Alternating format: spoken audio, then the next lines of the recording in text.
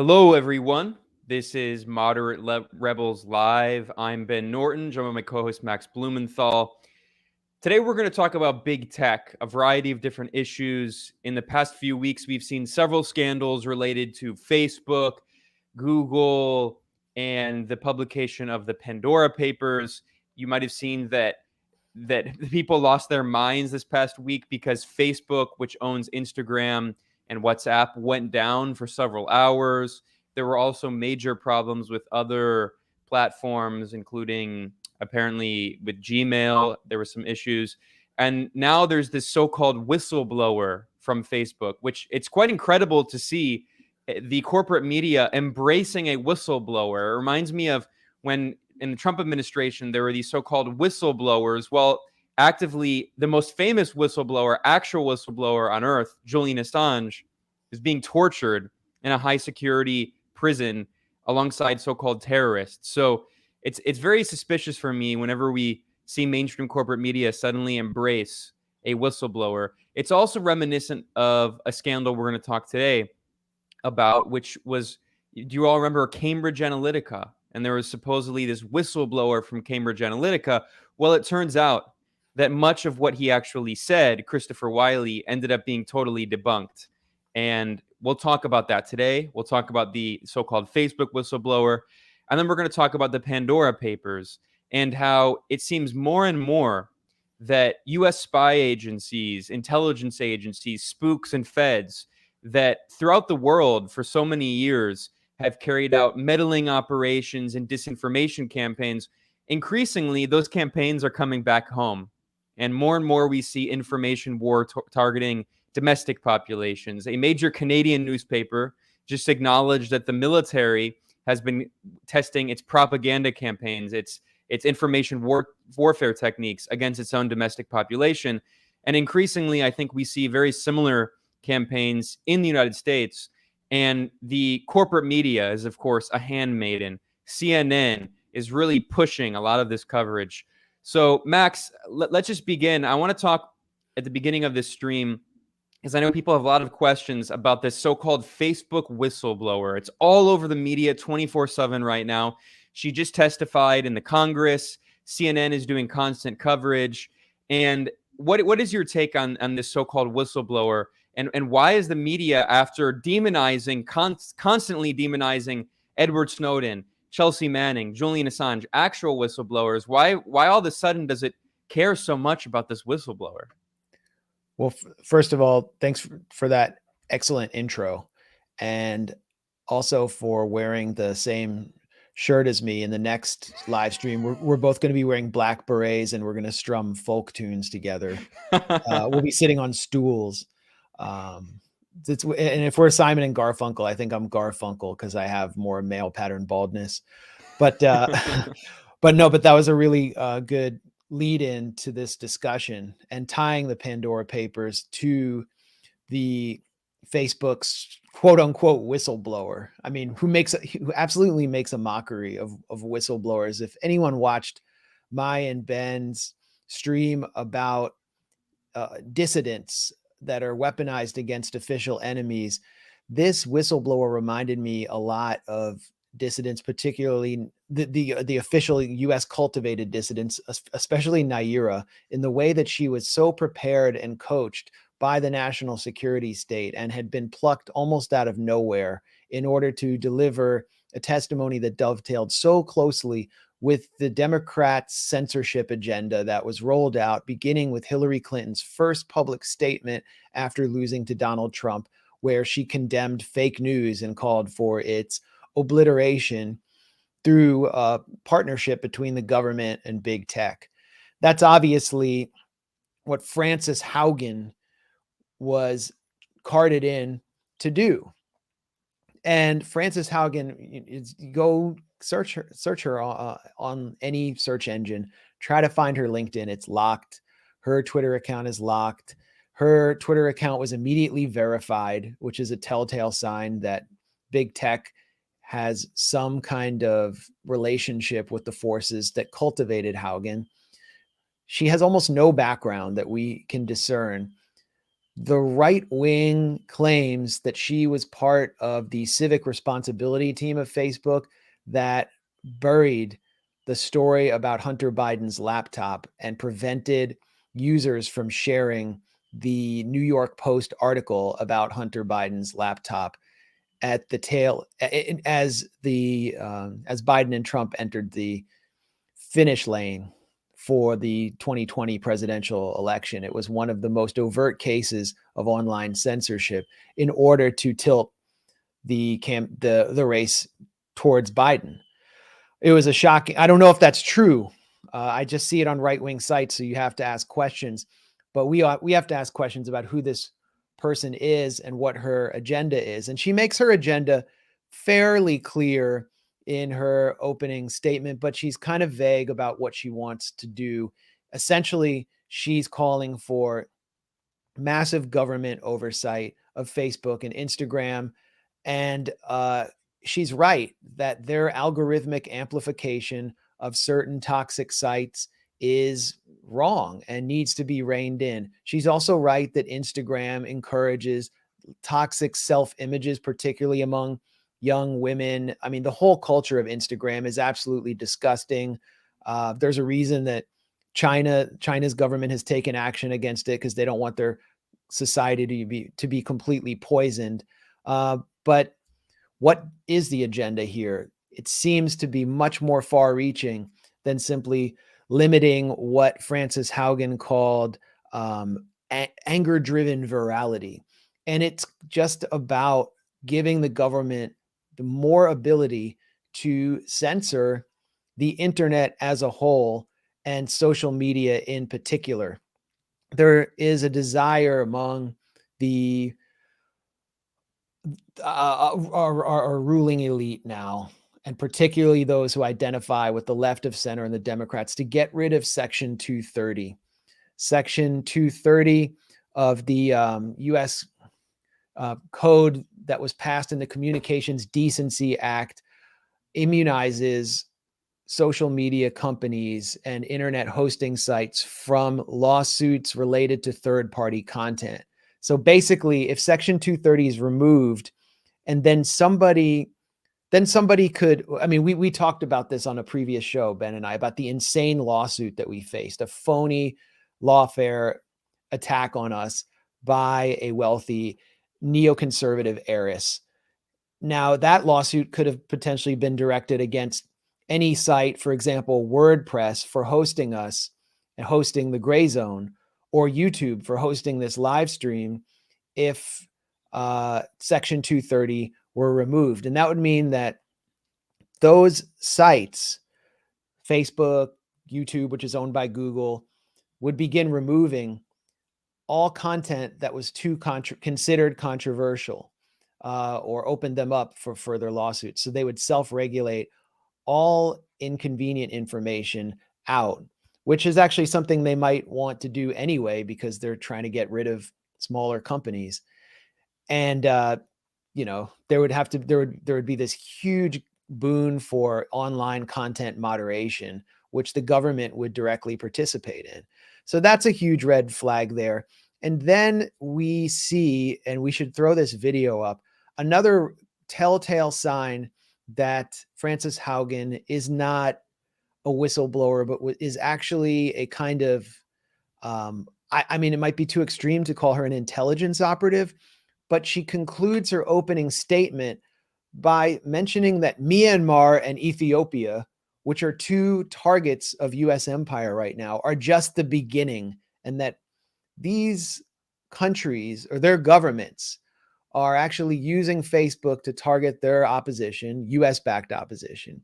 And then during Q&A, I think with Senator Richard Blumenthal, who is no relation to me, fortunately, and is a huge proponent of online censorship, one of the leading figures pushing for this, she goes in about China, or she levels allegations against China for using Facebook as an information weapon against the Uyghur population, which we've heard so much about for the last 2 or 3 years, and Iran, using it as well. So she goes after 4 official U.S. enemies in very scripted fashion. Let's throw on some of this video if possible. I think it's very, very illuminating and disturbing.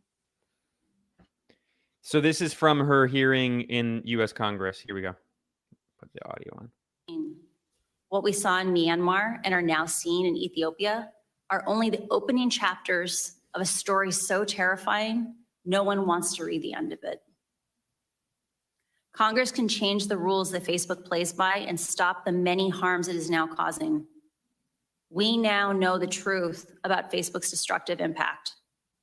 I really appreciate the seriousness which the members of Congress and the Securities and Exchange Commission are approaching these issues. I came forward at great personal risk. Yeah, right. I believe we still have time. Yeah, right. It was maybe a risk to like her LinkedIn account being looked at, but yeah, you know, this is the greatest dream for someone like Frances. Yeah, becoming a mini celebrity. And to me, this is so revealing, this particular moment. Here is the CNN report, which, again, CIA News Network. That's what we're talking about. The Clinton News Network or the CIA News Network. Here's the headline. Terrifying. They begin with like this clickbait. Terrifying. Facebook whistleblower cites violence in Myanmar and Ethiopia, spying by China and Iran. Absolutely incredible. I mean, every country she mentioned is just go down like the list of targets and put a check next to every name. It's all of the countries that are targeted by Washington for regime change and destabilization. China, Iran, Myanmar, Ethiopia, Russia, you can go on. And for me, the fact that she mentioned Ethiopia out of all of them is so revealing, because Ethiopia is a new obsession of the Biden administration and the Antony Blinken State Department. This is a very new development. Of course, there have been hawks in the U.S. government demonizing China and Iran and Russia for decades, and Myanmar for over a year now with the coup and the regime change operation there, trying to reinstall the NED-backed forces in Myanmar.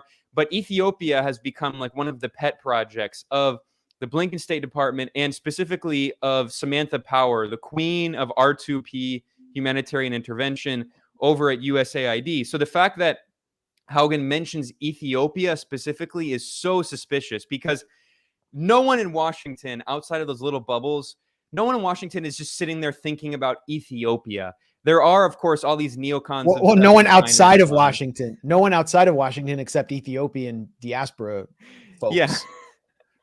So, and people might be wondering why. I mean, Max and I did an episode about this. Ethiopia has become a major ally of China in Africa. It's the second largest population in Africa, a massively growing economy. Ethiopia signed a peace agreement with its neighbor Eritrea, which has been a target of U.S. regime change operations for many years. They're trying to work together to create this new kind of unified Horn of Africa that is part of China's Belt and Road Initiative in a strategic region. The U.S. is trying to destabilize all of this, try to kick China out of the region, try to prevent rapprochement between Ethiopia and Eritrea and Somalia. And the Biden State Department, I mean, this did not begin with Trump. To be fair, this was all the Biden administration pushing this. And now we have this so-called Facebook whistleblower who's talking about why we have to censor the social media even more because of Ethiopia. It's so suspicious. It's just a way of dropping Ethiopia and Myanmar. Nobody talks about Myanmar outside of kind of like spook circles. And as a commenter pointed out, this woman has like the jawline of a spook. Like she just has the vibes of a spook. What does that mean? Like an Aryan jawline? I don't even kind of like, you know, she comes out of a Tom Clancy novel and you know, she strides in. And she had really been prepared. I mean, I don't know if this is like well, it's not appropriate to say, but I'm just going to say it. Alex Rubenstein pointed it out that she had lost a lot of weight ahead of this hearing and had really undergone a real, I mean, it suggests a process of preparation was underway for this moment. And, you know, leaving her aside, this dovetails with a lot of events that we'll talk about, including the Pandora Papers, but also the Facebook outage, which she mentions. But before we get into that, can you throw up the clip of her talking about Uyghurs and Iran? It's also very suggestive. Yeah. So here's a clip. This was, again, it was at her congressional hearing, And Yeah, you I might have tweeted seen this about was, it. yeah, this was going around Twitter. So this is the so-called Facebook whistleblower Haugen here. During my time working with the threat intelligence org, so I was a product manager supporting the counter espionage team.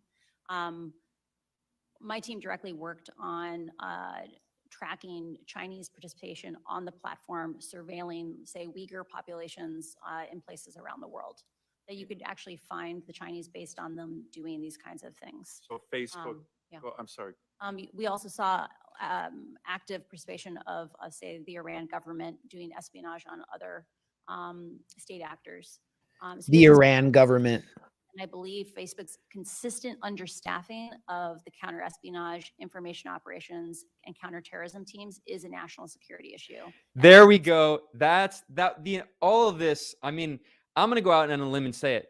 This entire hearing, all of this media propaganda, it was all built around getting that money quote right there. That's the money quote. That's the goal of her testimony. That's the goal of the congressional hearing. Listen to what she said here.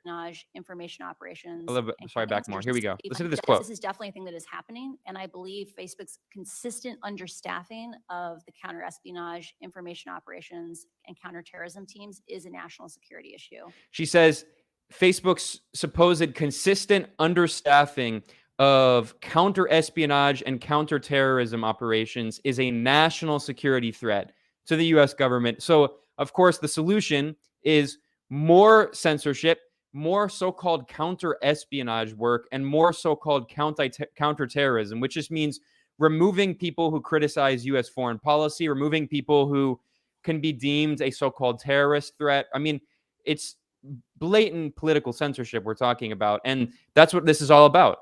And that's why she singled out Iran and China and Russia and Ethiopia and Myanmar, because they're saying that this is a national security threat, and that's all you have to say in Congress. It's a national security threat, and people turn off their brains and just do whatever you want. Well, she's also calling for beefing up counter-espionage teams, which means Facebook has counter-espionage teams, and she wants to use Facebook as a espionage device controlled from Langley or Washington, controlled by the U.S., hiring spooks, active spooks, to work inside Facebook. That's what she's talking about here. And another point that I think I missed the first time I listened to that clip is she said the Iran government surveilling other state actors. And I actually, glossed over other state actors. Who's she referring to? She's talking about Israel. Israel. So this is coming from the Israeli intelligence services, that a comment like that would come from them. That's exactly what I was thinking when she was speaking, and with all this media coverage. She talks about Iran, China, Russia, Ethiopia, Myanmar. Of course, there's no mention of the well-known Facebook Israeli intelligence operations in Facebook and Twitter and Instagram, and Saudi and other U.S. allies. I mean, the censorship of Palestinians on Facebook is next level. I mean, probably of all the people in the world that are targeted for censorship, I mean, Venezuelans, Chinese, Russians are hit a lot. I know average Venezuelans who have been censored and called supposed state propaganda. It's absurd. But honestly, Palestinians probably face the worst censorship. And there's no acknowledgement whatsoever in this hearing or in any of the media coverage of the Israeli government's, the Israeli apartheid regime's use of Facebook and social media as a weapon. Yeah. Israeli ministers actually began meeting with Zuckerberg and his staff before the Trump era, before the whole hysteria about fake news, in order to pressure them to censor Palestinian publications. And there was an open door policy, de facto open door policy for them. Of course, this is never talked about. Facebook has responded to this spectacle first by undercutting Haugen's credentials, claiming probably correctly that she was never involved in any of the programs she said she was, that she was a low-level figure. This would be consistent with some of the other whistleblowers that the U.S. government and permanent national security bureaucracy cultivated during the Trump era, like the NSC whistleblower, who was trumped up much more than hyped up more than they deserve to be. But Facebook has responded by calling for new internet standards, and they are kind of ceding to at least part of this agenda. They're calling for standard rules for the internet. We can throw that statement up. But basically, Facebook's director of policy communications, attacks Haugen and then says, despite all this, we all agree on one thing. It's time to begin to create standard rules for the internet. It's been 25 years since the rules for the internet have been updated. And instead of expecting the industry to make societal decisions that belong to legislators, it is time for Congress to act. So Facebook is not entirely opposed to what Congress is pushing here. Yeah, and Max, you said a comment earlier about how there are, of course, problems with Facebook and other big tech social media corporations amplifying certain content. I agree 100%. They constantly amplify CNN. They constantly amplify MSNBC, CIA, MSNBC, CIA. They constantly amplify Western government propaganda while censoring anything that challenges Western corporate media narratives. I want to remind people that Facebook's so-called fact-checking team, a few years ago, they hired the Weekly Standard to help them fact check on the platform. For people who don't know, the Weekly Standard is one of the most notoriously pro-war neoconservative rags out there. I mean, this is like a Bill Kristol website, and Facebook was working with them on so-called fact checking. So yeah, I agree. I agree with this so-called whistleblower. Facebook definitely has a problem with amplifying fake news. Yeah, amplifying fake news around WMDs and all the other CIA lies and misinformation today. Well, I mean, Facebook also hired the Atlantic Council and its DFR lab, which is essentially a US and UK intelligence contractor to verify content and advise it on which content to purge from its platform immediately after Trump was elected and the Russiagate narrative kicked in. So I think we're just witnessing an extension of that agenda. I think the Weekly Standard, which is dead now, was brought in to kind of appease conservatives because Facebook was going to be targeting the populist right, which the Weekly Standard opposes and which hates the Weekly Standard because it's a neocon rag. But the Atlantic Council is a much more insidious and powerful force. We've talked about it constantly. It's NATO's unofficial think tank in Washington. And at the time, they had a character named Ben Nimmo who was running around purging or advising the social media companies, Twitter and Facebook, on which Russian bots to purge.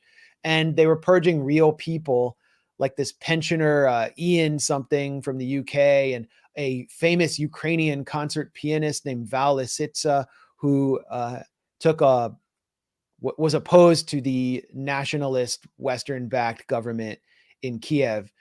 These were all removed because Ben Nimmo decided they were bots and not real people. So he's a complete fraud. And I mean, it's hard to even keep track of the amount of censorship that's taking place on Facebook. Friends of ours like Lee Camp say that they are blocked from receiving new likes.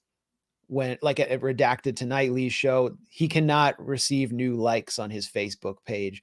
We are definitely suppressed on Facebook, although it remains a consistent source of traffic for the gray zone. I don't even participate in Facebook anymore. It's just a complete trash can. I can't even figure out what's going on. Ben somehow like never sleeps, or there's he cloned himself 5 times. He's a transhumanist because he manages to participate in Facebook and be prolific on Instagram and Twitter and contribute articles to the gray zone and be here. So I don't know how he does it, but Facebook, I would love to see the whole thing obliterated, but clearly there's another agenda: counter espionage, massive censorship, possibly removing Section 230, more government regulation, but the bad kind of government regulation where it's not nationalized or made a public utility like the phone company. It just means that the people in government who put Frances Haugen up to this testimony get to decide what we see and can post on Facebook. That seems to be the agenda here. And then the proposal of new internet standards means this is a sweeping agenda. This is a pivot point in human history, I would say, where we're moving into a kind of a great reset. And I know that term connotes has conspiratorial implications, but the Great Reset is a real agenda being pushed by the World Economic Forum, the same outfit that provides sort of this de facto home for global capitalism that conceived the phrase "Build Back Better," which has been grafted on everything from Boris Johnson's political campaign for re-election to Joe Biden's infrastructure plan. And it is about infiltrating multinational institutions and the internet itself with so-called corporate stakeholderism. So the corporate stakeholders get to have a seat at the table at the United Nations, at the World Health Organization, at all these multinational decision-making bodies. And then these global bureaucrats go and graft their policies onto municipalities and nations. It's essentially an anti-democratic recipe. And with it comes the introduction of digital currency through central banks and the a massive censorship agenda and social credit, where your behavior is linked to your ability to participate in society through your smartphone. And we're seeing that play out in Canada right now. But what's interesting here, and I want to go back to Frances Haugen before introducing this concept that the World Economic Forum has been attempting to popularize of the cyber pandemic or an infodemic. What's interesting here is that Frances Haugen made very eerie comments about Facebook being taken down for 5 hours. And Ben, if you could play that real quick, I think it would be really illustrative. So this is the clip from the congressional hearing. Here we go. They won't solve this crisis without your help. Yesterday, we saw Facebook get taken off the internet. I don't know why it went down, but I know that for more than 5 hours, Facebook wasn't used to deepen divides, destabilize democracies, and make young girls and women feel bad about their bodies. It also means that millions of small businesses weren't able to reach potential customers, and countless photos of new babies weren't joyously celebrated by family and friends around the world. I believe in the potential of Facebook. We can have social media we enjoy that connects us without tearing our democracy apart, our democracy, putting our children in danger, and sowing ethnic violence around the world. Okay, so Do better. yeah, we can do better. So she's just, I mean, first of all, she's not calling for blowing up Facebook. She's like, we can do better. She makes this reference to ethnic violence around the world, which could also be a reference to the fear the ruling elite in the US had of Black Lives Matter. But she hit all the talking points. The talking points, but the key one here, the official enemies supposedly stoking ethnic violence and specifically destabilizing democracies. You know, neocons love terms like that. They're destabilizing our democracy. We have to do something because our so-called democracy is at threat. Right.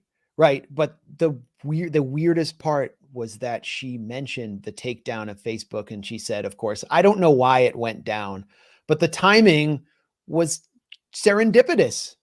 I mean, the timing could not have been better for the talking point where she wanted to illustrate what was lost with Facebook going out, and the entire public was prepared in a dramatic way for her testimony because they were forced to recognize how dependent they were on Facebook.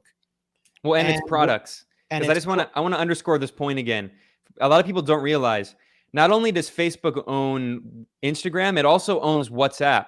And in the US, WhatsApp is not like a very popular app, but especially in a lot of in the global South and Latin America and other places, WhatsApp is like the most popular app. Billions of people use WhatsApp. I think more people use WhatsApp than Facebook. And in Latin America, basically everyone I talk to uses WhatsApp, and almost no one uses texting. They all use WhatsApp. And the fact that Facebook owns WhatsApp and uses it to spy on people, by the way, and the fact that WhatsApp went down meant that that millions of people couldn't talk to their loved ones and friends, and also businesses. A lot of businesses, like the big cable companies, like Claro and other companies like that, they all use WhatsApp, and that all went down. It shows how much Facebook is like part of the global economic infrastructure. Yeah, I mean, that affected us. We all communicate there with our journalistic colleagues and associates, and I was like, okay, got to go back to email. It was like using a typewriter. So it did provide this kind of wake up call for people around the world. And it wasn't just Facebook. Other programs and apps went down. I believe, correct me if I'm wrong, StreamYard went down for several hours. And this meant, the podcast class was left alone in their little basements without any way of communicating with people or their audiences. It felt targeted to me. I haven't really received a plausible explanation, but her comments there raise another red flag. And it's here that I want to kind of introduce this concept of the infodemic or the cyber pandemic. I think cyber pandemic is closer to what was experienced briefly, and what the World Economic Forum and its partners in the national security state globally, in national security states in countries across the world, in the tech sector, the financial sector, what they're preparing for. There was a simulation actually carried out by the World Economic Forum and its various partners called Cyber Polygon. You could throw this up on screen. There's Cyber Polygon 2020 and Cyber Polygon 2021. It recalls distinctly the 2019 simulation presided over by the Gates Foundation with World Economic Forum and government participation, called Event 201, which forecasted a pandemic and provided the blueprint that we've seen enacted in real time since pandemic was declared months later. Now, I'm not saying that there is some conspiracy to cause a pandemic, or there is a conspiracy to cause a cyber pandemic. It's just very clear that these kind of crises are inevitable. Whitney Webb has a great piece about this simulation out at Unlimited Hangout, and I'll just highlight some takeaways from her piece, which I think will suggest, I think she really nailed it on where all of this is going, where this whole internet censorship agenda is going, and how it's moving towards a much more far-reaching, holistic, and permanent agenda of imposing elite control on Western societies and replacing these outmoded quasi-liberal democracies with a kind of, I don't know what you would call it, a digital dictatorship with a democratic veneer. So the World Economic Forum carried out this event first, and really significantly, with Russia's Sberbank and its cybersecurity subsidiary. Why is this significant? Because we just had this gigantic freak out in the US over Russian hacking. There were all these rejections of Russian efforts to partner with the US on cybersecurity. But here you have a gigantic event at a place where, John Kerry travels there to promote efforts against climate change. Tony Blair was a participant in Cyber Polygon 2021. And what they're warning about is kind of what took place last week. A single vulnerable link, or this week, a single vulnerable link is enough to bring down the entire system, just like the domino effect. And so they're calling for a secure approach to digital development today that will determine the future of humanity for decades to come. Now, this was carried out in partnership with a Russian bank that is majority owned by the Russian state and a Russian cybersecurity arm. So, and an Interpol and IBM also participated. So first of all, it really highlights how the Russiagate narrative was purely for public consumption, while in private, the architects of the new Cold War knew that they would be partnering with Russia at some point on advancing this digital fourth industrial revolution, or what we could call a great reset. For Russia, it was an effort to get back into the good graces of the so-called global community, because why wouldn't they, after being demonized so unfairly and sanctioned during the Trump era? And the whole event took place without any outrage from the Rachel Maddow crowd or the Biden administration, which we know is filled with Russophobic figures. So it's obviously, its importance obviously transcends anything related to U.S.-Russia relations. And what it focused on was the cyber pandemic, which outlets like the New Yorker, as Whitney Webb pointed out, claim is already underway. Now, it's not just the New Yorker warning about this crisis that's coming our way. The head of Israel's National Cyber Directorate, who's someone who comes out of Israel's Unit 8200, which is Israel's research and development and cyber hacker unit that created the Stuxnet virus.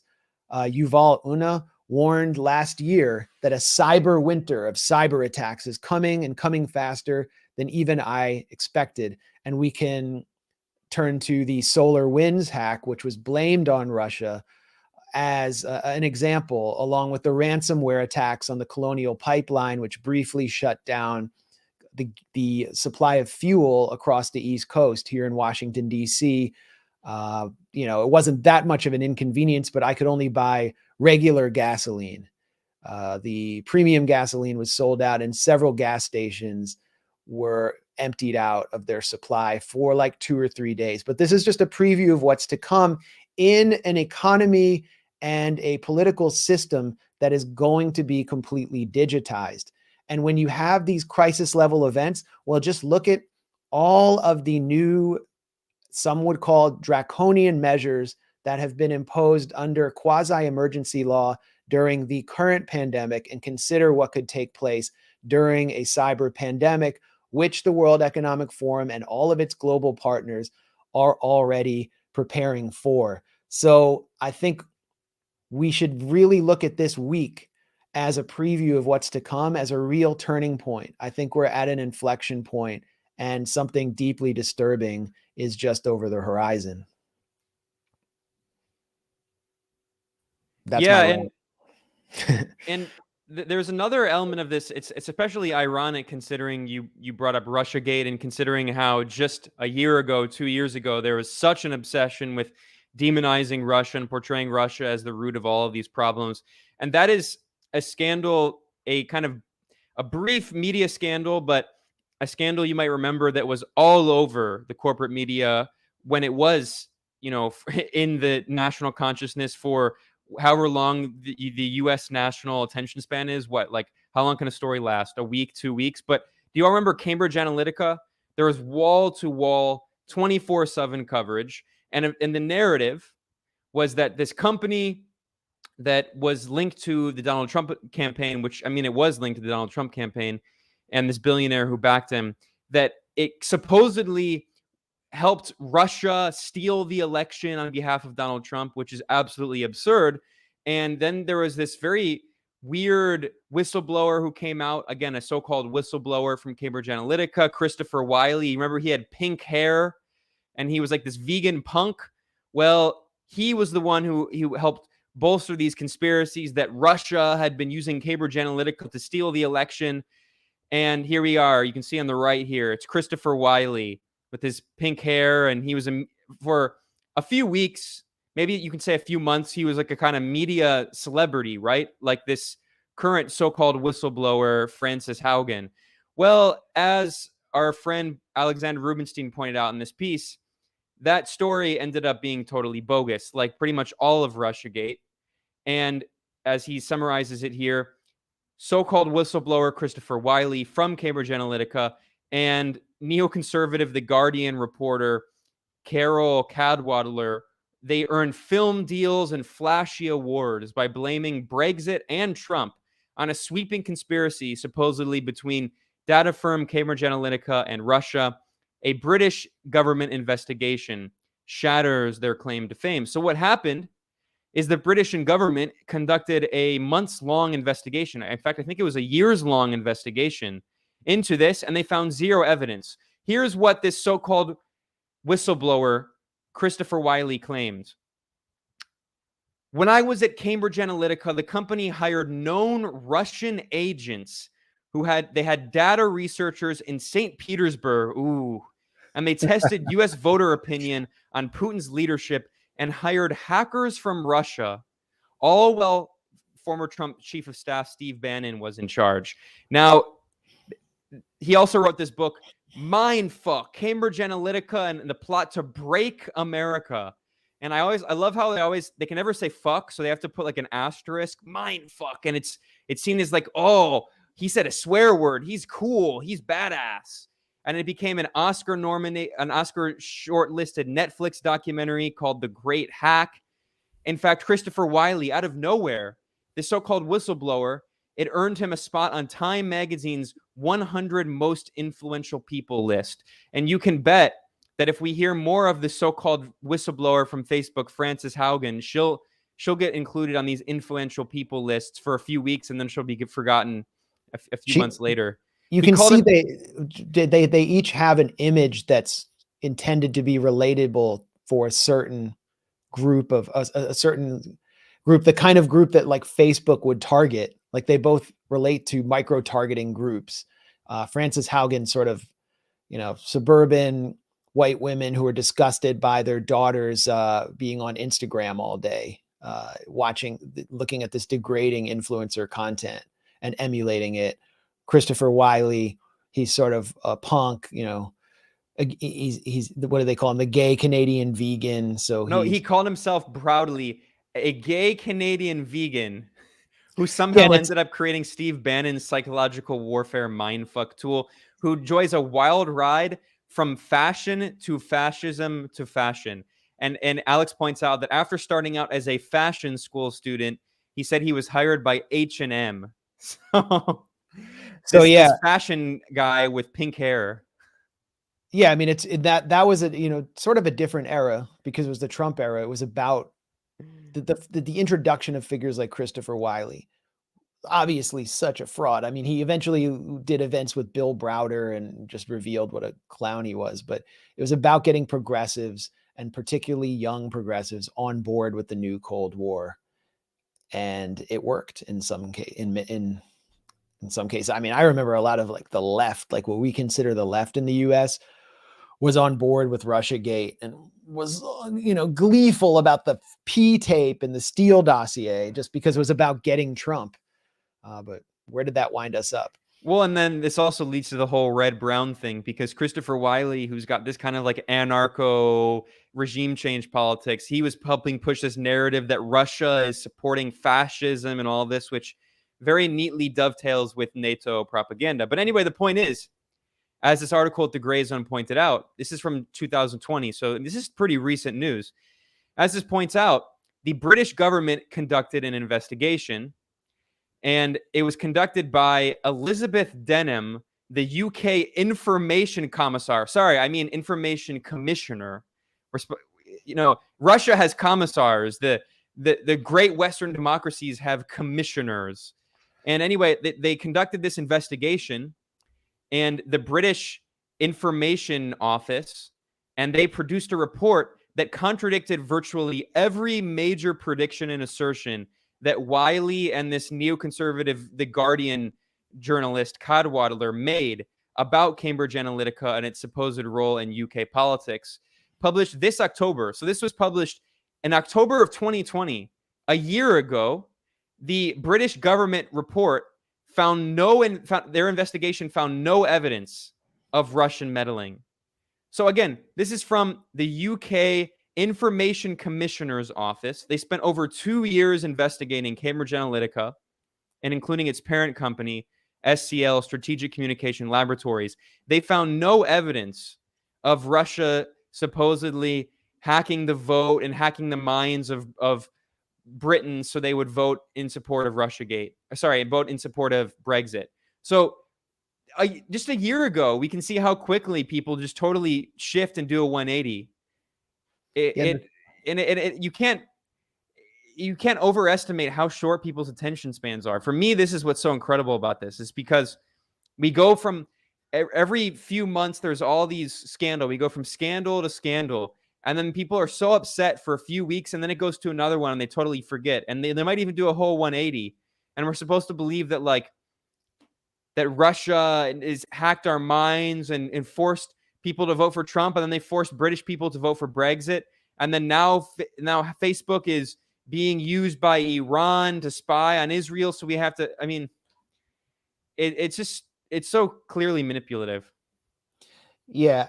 And Elizabeth Denham was actually praised by Christopher Wiley before she introduced that damning report. But the thing about Russiagate or any of the other sort of manufactured crises that we've been introduced to is that whenever official disinformation is corrected in public view, it's always buried. So it's either buried in an article in the 15th paragraph, in a small disclosure of a editor's note that the entire article was false, but they can't retract it.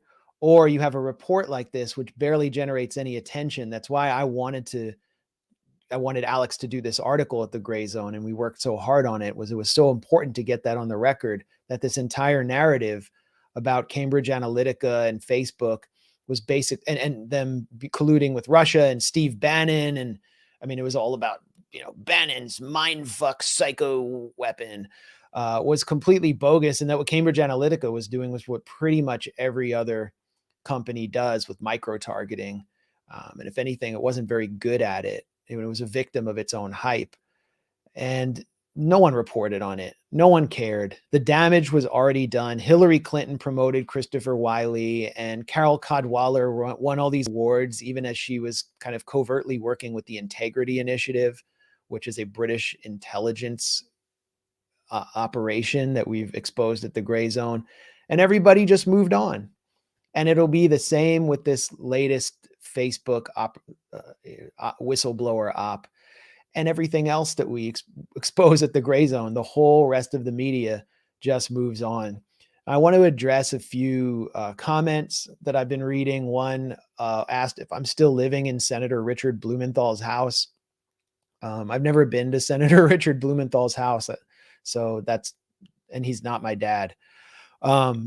Number two, I saw some comments about, people feeling very bleak about my comments on the coming cyber pandemic, or the likelihood of a cyber pandemic. And I think, you shouldn't feel hopeless. It should just help illustrate what problems we should focus on and where the focal points of resistance should be. And right now in Washington, there is a huge debate that almost feels phony to me about Biden's Build Back Better infrastructure plan, where these two right-wing Democrats, Kristen Sinema and Joe Manchin, have been made into villains. And in many ways, they are just villainous corporate tools, because they're holding up Biden's agenda here, and the Republicans are trying to winnow out all this public spending in the infrastructure program. But buried in that program, which is named after an agenda that the World Economic Forum initially rolled out as part of its fourth industrial revolution agenda, are the creation of smart grids, smart electric grids, smart cities, smart transportation hubs. And what that means is everything becomes digitized to enable surveillance on an unprecedented scale and to make virtually inevitable a cyber pandemic. That's not a conspiracy to have a cyber pandemic. It's just a byproduct of the new digital system. And we're also seeing the introduction of digital passports or digital IDs through the current pandemic, which will enable surveillance on a mass scale, as well as massive wealth for graduating upwards. I mean, this is playing out in front of our eyes. It is the agenda of global capitalism. It is to de-democratize our societies and keep us in a constant cascading cycle of crises where they grab more wealth and more control. And so it's important to just be aware of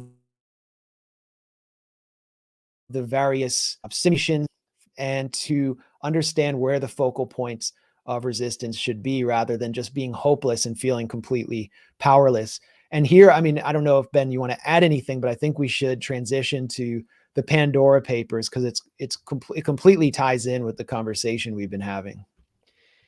Yeah, I think in our previous stream last week, we talked about the hysteria over what is very likely a totally fabricated Havana syndrome. Yeah. This claim without any evidence whatsoever that supposedly there's this massive emergency and that CIA spies and State Department diplomats and Pentagon shills are being attacked with like some 22nd century Russian ray gun that's like from Minority Report, or like it doesn't even exist, but we're supposed to believe that somehow like Cuba and Vietnam and China and all of the targets of the US empire are like using some like radio wave technology to attack US diplomats. We talked about that in our previous stream, and how actual scientists, including scientists who work with the US government internally, admitted that there's no evidence for this whatsoever, that it's scientifically implausible, if not impossible,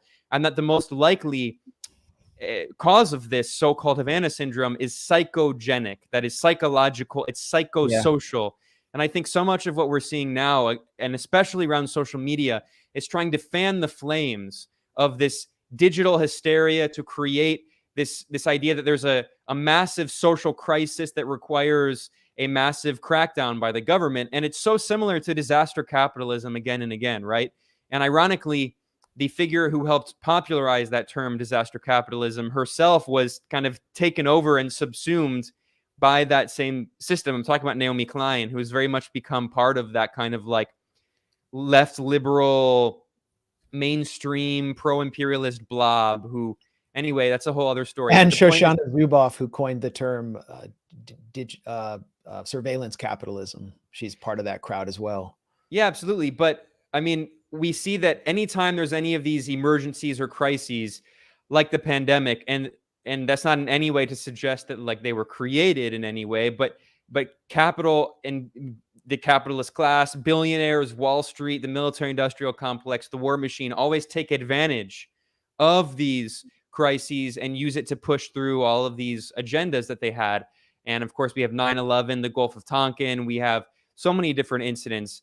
And I think now, you know, with the threat, a so-called threat of cyber attacks and all of this, and I actually have a new article coming out at the Gray Zone about how NATO is now engaging in what it calls cognitive warfare. We're going to talk about that. I plan on talking about that in a future stream in my article, because it really shows that the future of war is not only against more and more, it's not only against foreign countries, but increasingly against domestic populations. More and more, NATO explicitly, the Western NATO military cartel and the US government itself, more and more, they see their own domestic populations as the biggest so-called threat. This NATO report on cognitive warfare that I did a report on at the Gray Zone, we're going to publish soon, they actually claim in their NATO-sponsored report that there are so-called fifth columns in Western so-called liberal democracies who are threatening the stability of Western democracy. And of course, the implication is that they have to be uprooted and removed, the so-called fifth columns. So yeah, and it's all part of this hysteria. Yeah, on 9/11, a new DHS report was introduced labeling as a terror threat despite no actual threat.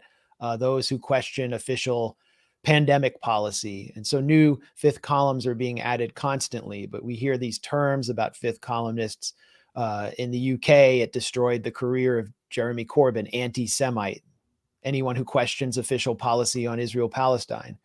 So yeah, that it's a frightening report. We're going to publish by Ben, and it just has to go through the editorial pipeline. And I don't know, we don't have as much resources as The Intercept to publish pieces, but we do publish pieces people actually read, unlike them. So.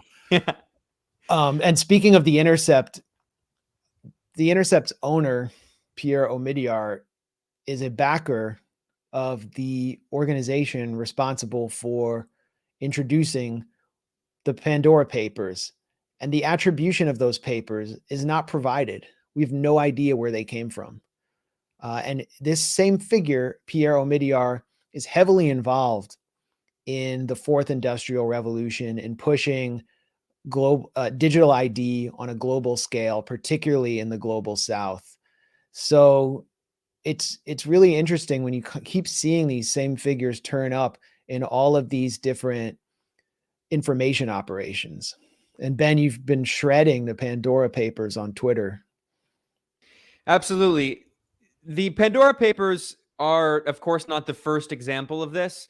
People might remember a few years ago, there were the Panama Papers. There was all this media coverage. And surprise, surprise, what we learn is that rich people hide their wealth offshore so they don't pay taxes. So, shocker. I'm sure that no one in the world knew that before. Of course, mainstream corporate media outlets have been really heavily pushing these stories. The Panama Papers a few years ago, now the Pandora Papers. When you dig into what's actually been released, and by the way, I want to point out, we don't have access to all the raw data. WikiLeaks, an actual whistleblowing journalism website, they publish all of the raw data. They believe in citizen journalism and the ability of anyone around the world to be able to sift through their data and do their own journalism and their own investigative reporting. Not the International Consortium for Investigative Journalists, ICIJ, which is a billionaire-funded group. As Max acknowledged, they are funded and strongly backed by the big tech billionaire Pierre Omidyar of eBay fame. And this group, ICIJ, has been heavily amplified by the corporate media, unlike WikiLeaks, which is attacked by the corporate media. And that's because they partner with the corporate media. They partner with, I know this term is sometimes co-opted by like right-wingers and stuff, but with gatekeepers. Like, that's what they are. The Guardian, the New York Times, these media outlets, they act as gatekeepers. And unlike WikiLeaks, which releases all of the data for the world, for everyone who has access to the internet, instead, the ICIJ, the International Consortium of Investigative Journalists, they work with a team of mainstream corporate media outlets in different countries, including regime change operatives. They work with media outlets that are funded directly by the US government and other Western European governments. They work with neoconservative, pro-war activists, regime change people. Again, I want to stress that point. This is heavily part of Regime Change Inc., right? The regime change industry. So as someone pointed out here, that ICIJ partnered with Adrian Zenz, which is enough said. Adrian Zenz, people don't know, he's like the fake China expert who doesn't speak Chinese and doesn't speak Uyghur, but he's supposedly like the main source for all of the claims of Uyghur genocide and all of this. The point is that ICIJ is not in any way like WikiLeaks. And they have been behind these publications, the Pandora Papers and the Panama Papers. Well, that's the point. That's the point of them, is that they're the counter WikiLeaks. Increasingly, what we've seen in the past several years, especially as WikiLeaks began publishing, for instance, the CIA Vault 7 cables, documents, which we now know because of Max's reporting, and then also it was confirmed by Yahoo News from the mouth of the spooks themselves, although Max reported it over a year and a half before. We know that the CIA was absolutely terrified, horrified by WikiLeaks' publication of the Vault 7 leaks, which were the biggest filtration, the biggest leak of CIA documents in history. And so we've seen that there's this new cottage industry of groups that are trying to portray themselves as kind of WikiLeaks parallels, but actually are tightly controlled. They work with mainstream corporate media. They don't allow the public access to their data like WikiLeaks does. And they are funded by Western billionaires and even Western governments. So this gets me to the Panama Papers. There was something that has been commented on that was conveniently left out of the Panama Papers, and it's really striking. This is a map of all of the politicians who were implicated in this new so-called leak of the Pandora Papers, where the politicians are located. Again, these are politicians who use offshore bank accounts. And the darker red on the map, the more politicians, and the lighter red leading to white, the fewer politicians. What a coincidence. The United States, Canada, and Australia and several parts of, especially Northern Europe, have 0 politicians.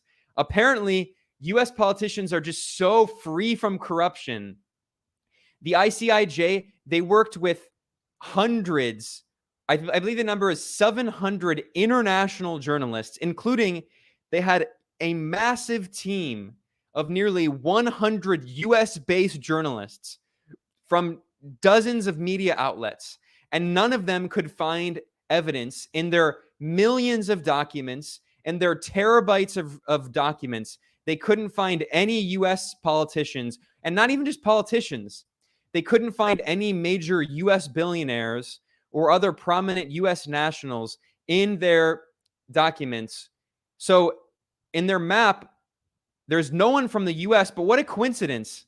Look how dark red Russia is, and Ukraine is, and also Belarus, and countries in Eastern Europe that are targeted by Western intelligence agencies. What a coincidence. Now, they also have Latin America. I'll address that. It's true that there were a few US allies who were implicated and they were hurt, but I want to stress this point. No major US allies were hurt by the Pandora Papers. 0 major US allies. There were a few US allies who were, at the end of the day, ultimately disposable and who are minor US allies, like the president of Chile, Sebastián Piñera, who is a billionaire oligarch, and also the right-wing president of Ecuador, Guillermo Lasso, who is also a multimillionaire oligarch. He's a banker. I want to point out that their use of offshore bank accounts was already widely documented. In Latin America, this was not a surprise. And also, I just want to say in general, not really to no one in the world, really, is it a surprise that billionaires, that oligarchs use offshore bank accounts. That's obvious.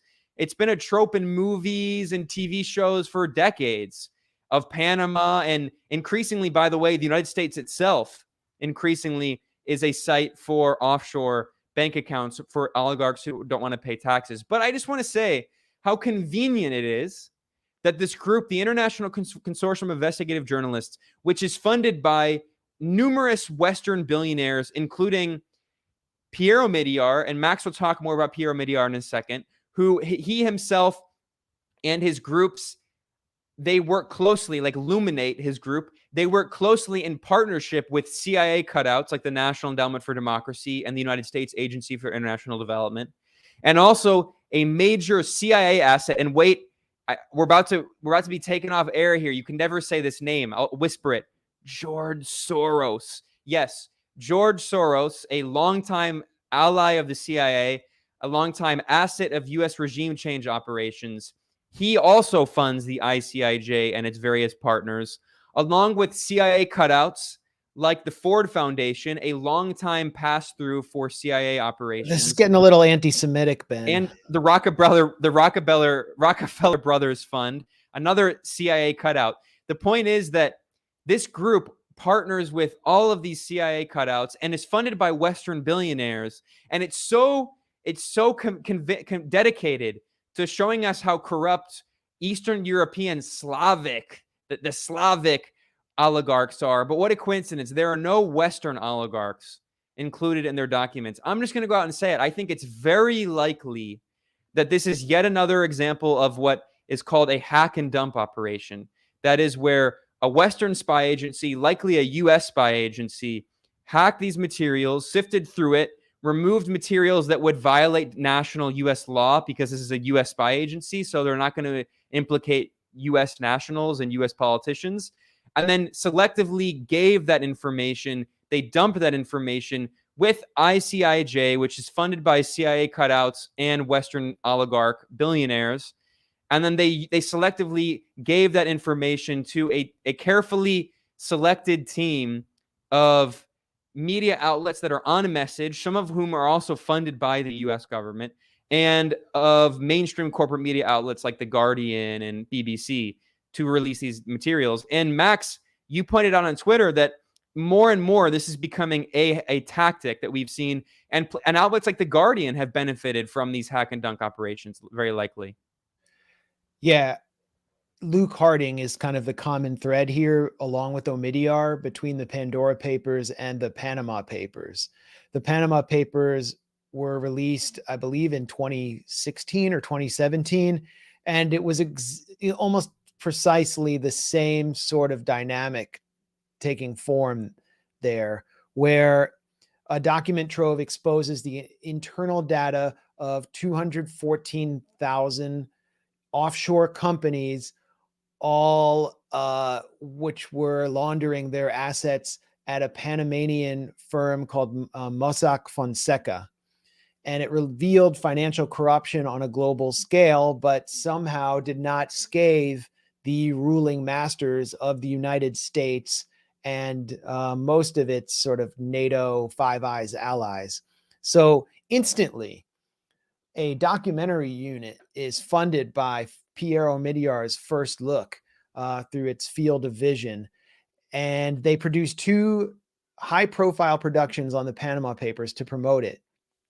And this thriller through another Omidyar film production company called Topic, starring Meryl Streep and Antonio Banderas, also appears. It is a complete dud, just a terrible movie. It made Aaron Sorkin look like this brilliant writer, like just the way that it was conceived was so corny. And there was obvious they were just forcing it, trying to force it into the public consciousness.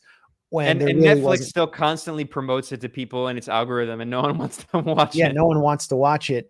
But one of the figures who's portrayed in this film is Luke Harding, who's portrayed as this kind of daring and dashing maverick journalist who's getting to the bottom of financial corruption, which disproportionately focuses on Luke Harding's favorite target of Russia. Luke Harding was exposed and discredited in the course of 30 minutes by Aaron Mate, who was simply asking him, if your book is called Collusion, where's the collusion? Which led to Luke Harding slamming his laptop shut and doing the digital version of storming off set because he could not prove any collusion. Luke Harding is a gigantic, massive, confirmed fraud who reported that Paul Manafort had 3 secret meetings with Julian Assange at the Ecuadorian embassy in London. No meeting ever took place between the two. And who was Harding relying on for this disinformation? I think it was Fernando Villavicencio, or one of these Ecuadorian kind of in U.S. intelligence adjacent characters who are trying to undermine Rafael Correa. I don't want to go too far down the rabbit hole, but the Panama Papers was also a obvious kind of intelligence operation or information warfare op directed at official U.S. enemies. And Max, just while we're on the subject of Luke Harding, just yeah, because I know this might seem like inside baseball, but I want to show people this clip because it's just so funny. This is Luke Harding, again, for people who don't know, a major so-called journalist at The Guardian, a close ally of Western intelligence agencies, who's a recipient of many of their dumps, and who, again, is one of the main people involved in the so-called Pandora Papers. This is better than all of the, Pandora Papers, Panama Papers movies that Omidyar produced. This is real. Certainly more entertaining. This is Luke Harding debating our colleague Aaron Mate back when Aaron was at The Real News in 2017. But again, but again, well, look, this gets back to the issue. The question is whether there is any evidence so far, and I don't see it. And it looks like Luke has logged off. Is that true? Well, we've lost Luke Harding. I'm not sure if that was intentional or not, but regardless, we're going to wrap the interview here. Luke Harding blocked Aaron, and he says it right here. Here, Luke Harding basically says goodbye. Here we go. Yeah, I know, but you're clearly a kind of collusion rejectionist. I'm not kind of sure what evidence, short of Trump and Putin in the sauna together, would convince you. Clearly, nothing would convince you. But again, but again. And then he just logs off. This is one of the main guys behind the Pandora Papers. He calls him a collusion rejectionist. It's like how they say like genocide denier or Holocaust revisionist. It's like he tries to come up with another term to demonize Aaron for asking questions. But Luke Harding, he's become lower profile at The Guardian because of the constant humiliation he's endured from actual journalists. And yet he's listed, you have to read the small print, he's listed on The Guardian's reporting team on the Pandora Papers. And just another point was that Omidyar's massive injection of $100 million to the ICIJ came at the same time that the Panama Papers and the Paradise Papers were released in 2017. So there you have it.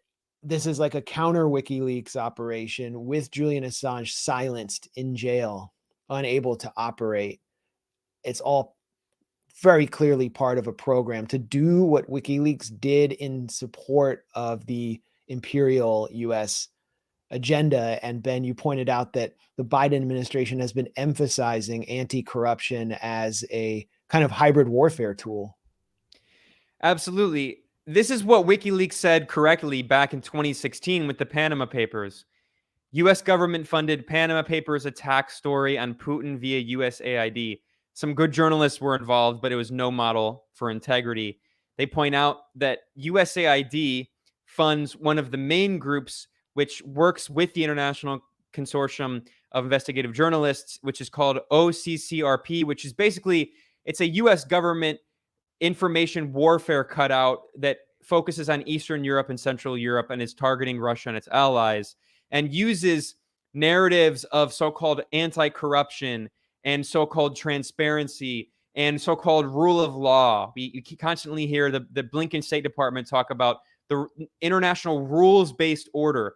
This is the new form of lawfare, of judicial warfare or legal warfare that Western governments, specifically the U.S. government, and I want to point out specifically Democrats, have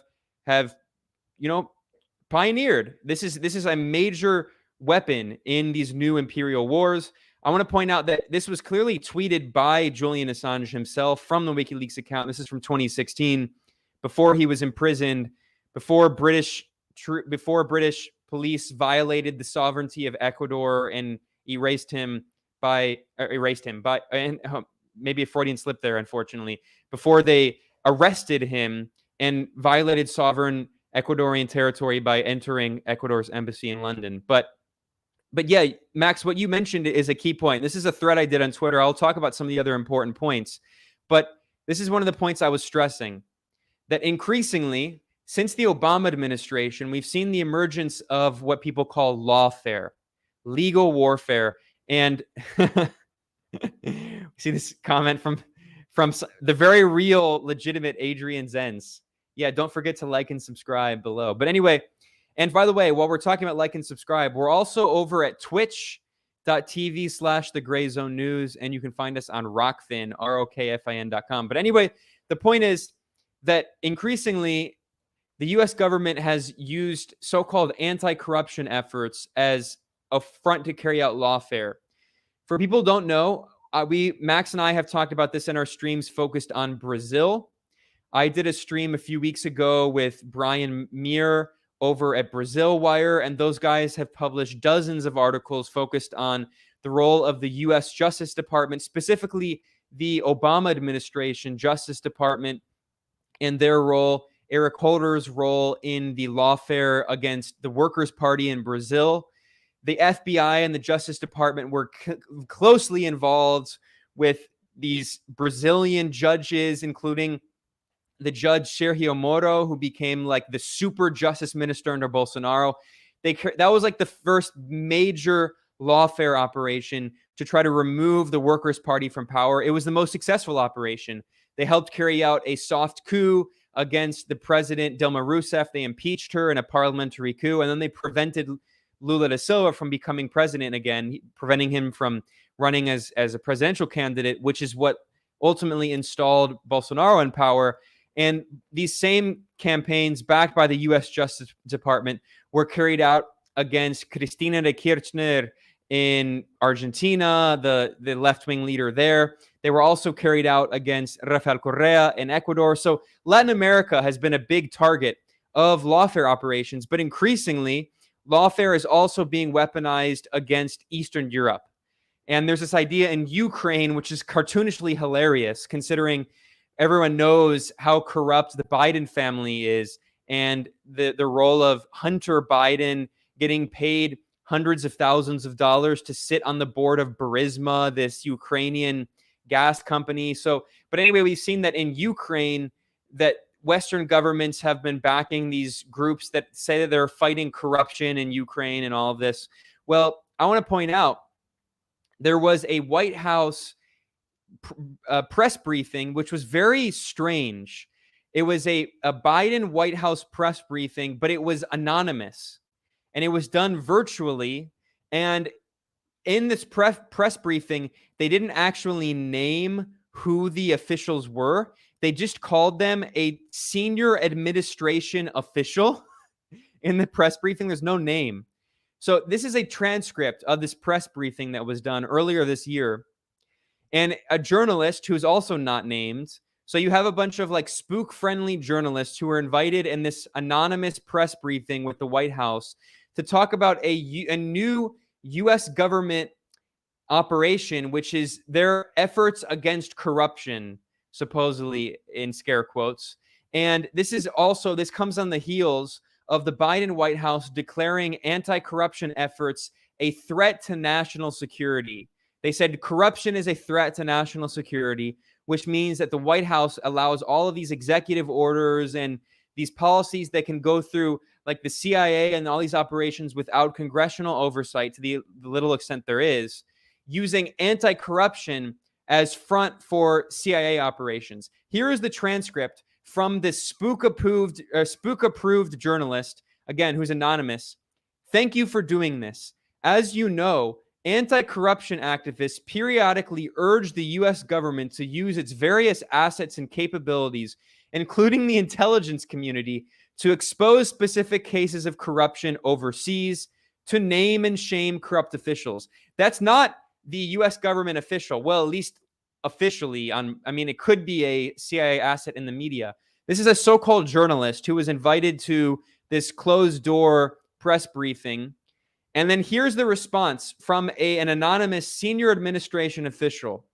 What I can say on that front is that the memorandum, when they say the memorandum, that's referring to the Biden White House released a memorandum declaring anti-corruption campaigns a priority of the U.S. national security.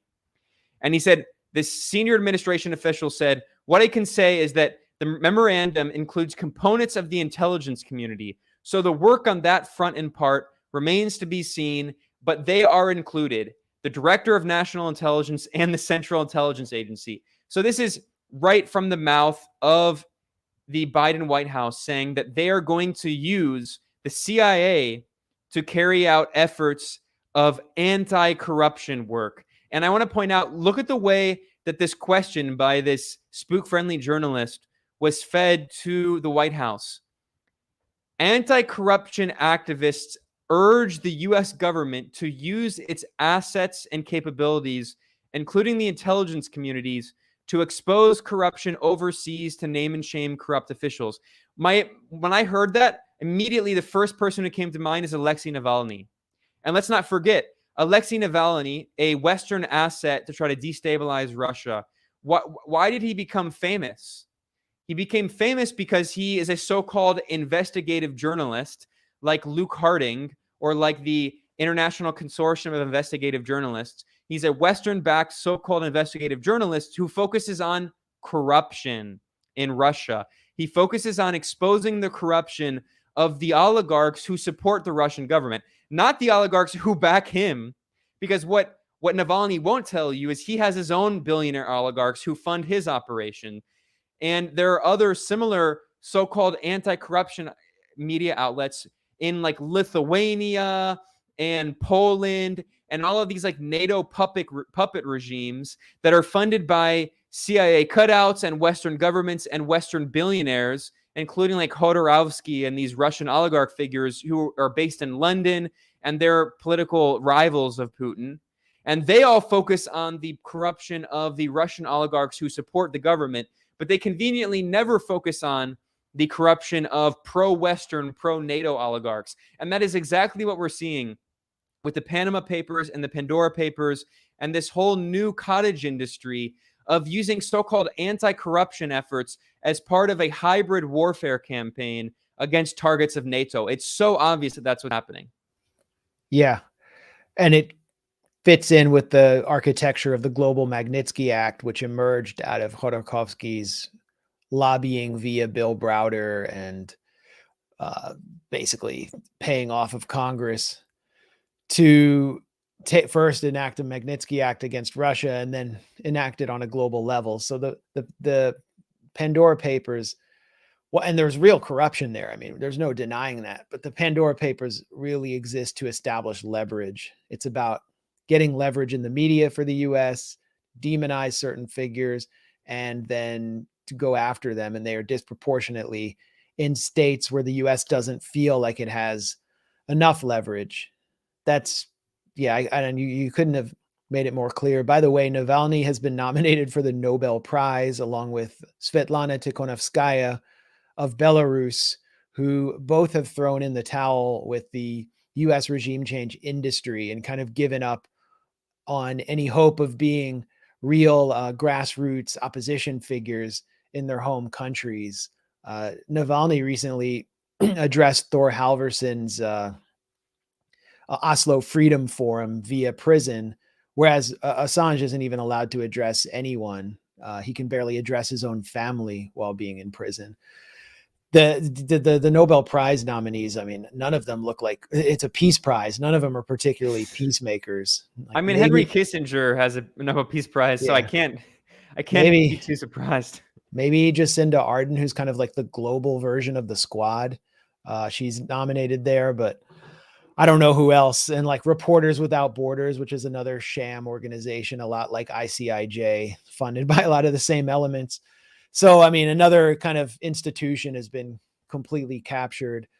But the ICIJ, as someone mentioned before, was responsible for China leaks. Its top funder, one of its major funders, Omidyar, is the owner of The Intercept, which published the Iran leaks. And I remember questioning an Intercept editor at the time about the Iran leaks, or they were a little bit exercised about my tweets about it, where I said, you know, for all we know, this could have been a Mossad hack and dump. And they said, well, we don't know where we got it from. Well, if we just got some stuff at the gray zone and we didn't know where we got it from, that would be sort of questionable. We would at least have to question the agenda. And like when we've published documents that may have been hacked, we know what the agenda is of those behind them, but we want to expose the more powerful elements in Western media for partnering with literal intelligence organizations, for example.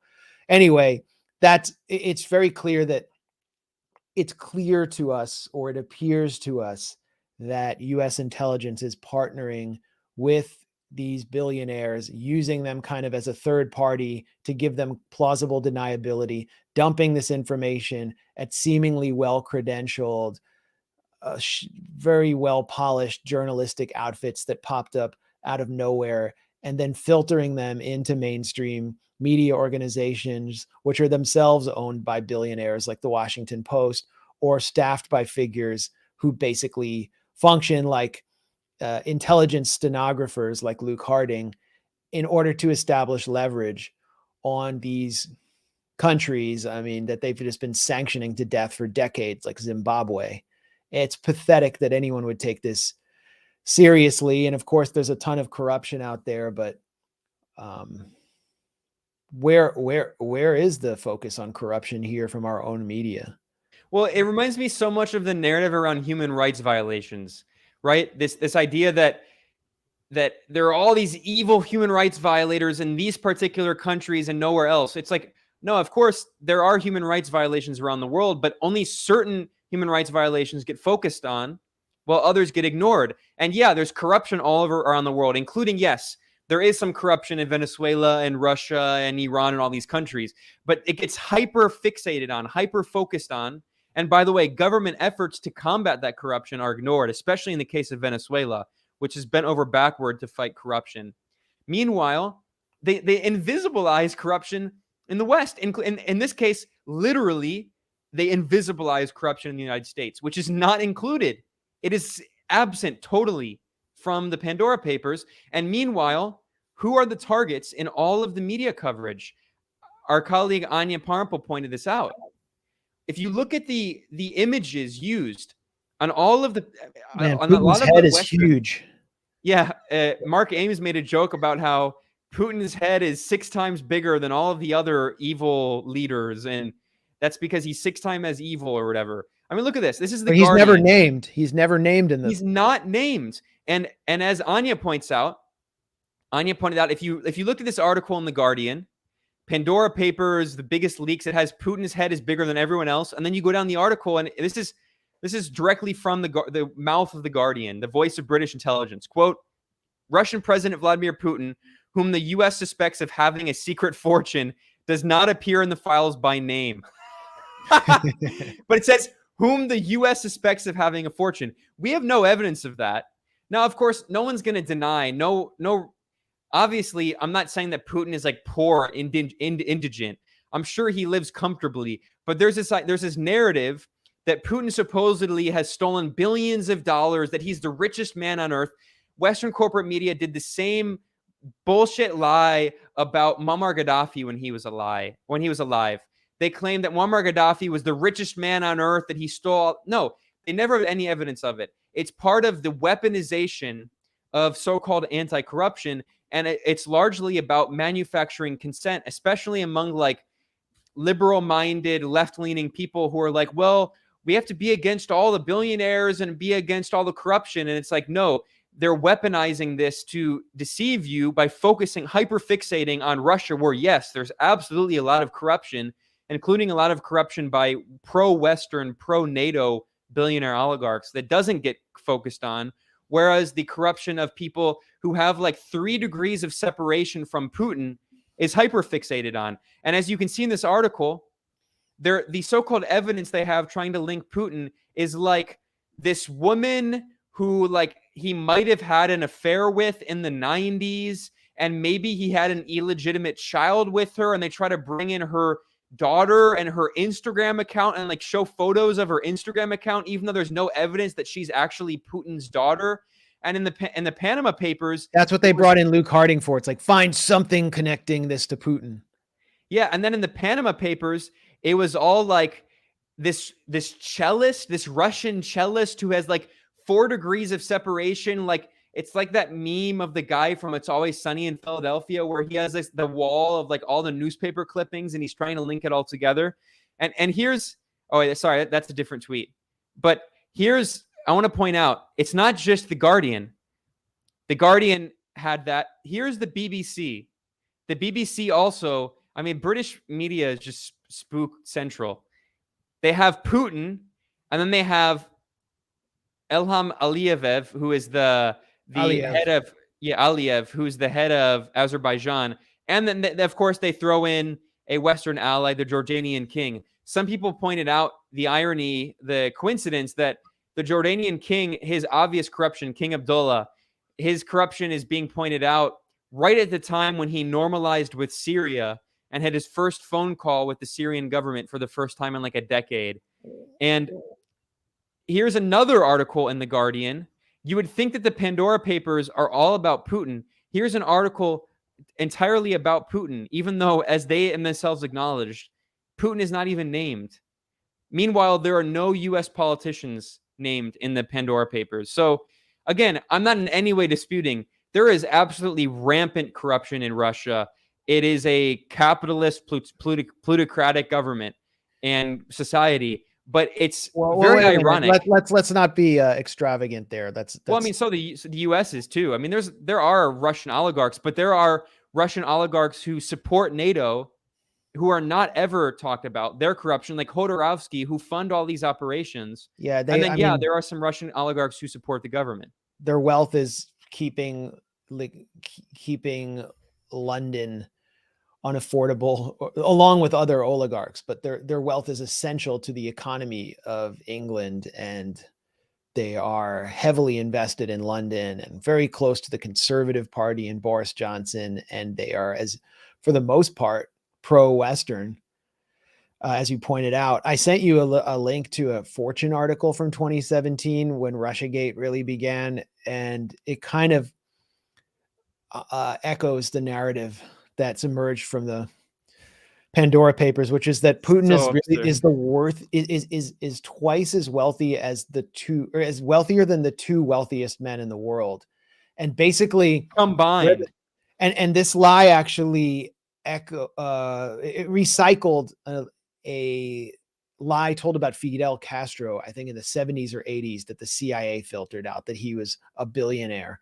Basically, what they did was tabulate all of the assets controlled by the Kremlin and the Russian state, and then attribute all of them to Vladimir Putin, as if Putin was actually worth as much as the Kremlin itself or all of the holdings of the Russian state, which supposedly made him wealthier than Bill Gates. But this is the kind of ridiculous propaganda we've been subjected to, that in addition to demonizing official enemies in the minds of Americans, including progressives, is running cover for our own class of oligarchs, of high-tech oligarchs like Gates and Bezos, who actually control our media. And Gates, I mean, he funds a who's who of top US media organizations. You see hundreds and hundreds of articles praising Bill Gates and all of his initiatives around the world at NPR, National Propaganda Radio, the US public broadcaster. And Gates has dumped at least $20 million in the last 20 years onto NPR. So there's a corruption scandal that scarcely ever gets covered. I got to jump off here, but I wanted to kind of promote one thing before I go. I don't know if you want to continue, Ben, but I threw it in the chat. And basically, we had done a live stream at the Gray Zone on Gaza during the Israeli assault on Gaza. I kind of forget if it was earlier this year, but we pledged to donate the proceedings, at all the super chats and everything all the other revenue we got from that live stream, to journalists in Gaza. And now we finally had the opportunity to do so. I made a donation on behalf of the Gray Zone to this really important initiative through the Middle East Children's Alliance. And I just wanted to encourage everyone watching this to do so as well. This will help get cameras into the Gaza Strip for independent journalists, as well as other gear. And I've worked with these journalists. Anya Parampil's worked with these journalists, and they're first-rate journalists who are under-equipped, telling one of the most important stories in the world. I don't know if you want to scroll down and show the link, or just drop the link in the chat for where people can donate. But, you know, every little bit helps. And Middle East Children's Alliance is an excellent organization. So there it is. Yeah, well, Max, I know you got to jump off. I have to jump off too. But in the last few minutes here, do you want to just briefly talk about a little bit more about Omidyar? Because not a lot of people know about Omidyar. People have heard about Soros to the extent that, you know, you're not allowed to mention his name in a lot of like so-called left-wing media, because it's true that there are right-wing anti-Semitic stereotypes about him, but he's well known. But less well known is Omidyar. And really briefly, you can talk about how you and Alex Rubinstein published this article about how he funds this massive network of regime change organizations that directly partner with CIA cutouts, including the NED and USAID. And people know maybe that he funds the Intercept, or the Interception, or the Intervention, rather. The Intervention, because they support so many interventionist campaigns. But he actually also supports groups that are even more notoriously pro-war and pro-regime change. Yeah, just as quickly as possible, Omidyar is closely aligned with the Democratic Party, but we started this investigation because he began funding Bill Kristol and Bill Kristol's Bulwark magazine. So we thought that it was kind of amusing, if not incredibly revealing, that the figure behind The Intercept, which has gotten so many whistleblowers nabbed, was now funding the neocon warmonger co-author of the Project for a New American Century's call for a benevolent global hegemony. I mean, it was shocking. And the deeper we went into the Omidyar saga, the closer we got to the future of media. We saw how Omidyar had funded and helped create all of the fact-checking organizations that are always used to fact-check any claim that contravenes official narratives or undermines elite goals. He was funding, as you mentioned, ICIJ, so many of this ecosystem of new media that does sort of the opposite of WikiLeaks, but in the same way that WikiLeaks did it. And he also conducts, micro targeting and research on his own readers. For example, at the Filipino newspaper or online news site Rappler. There's tons of research he's conducting on his own audience.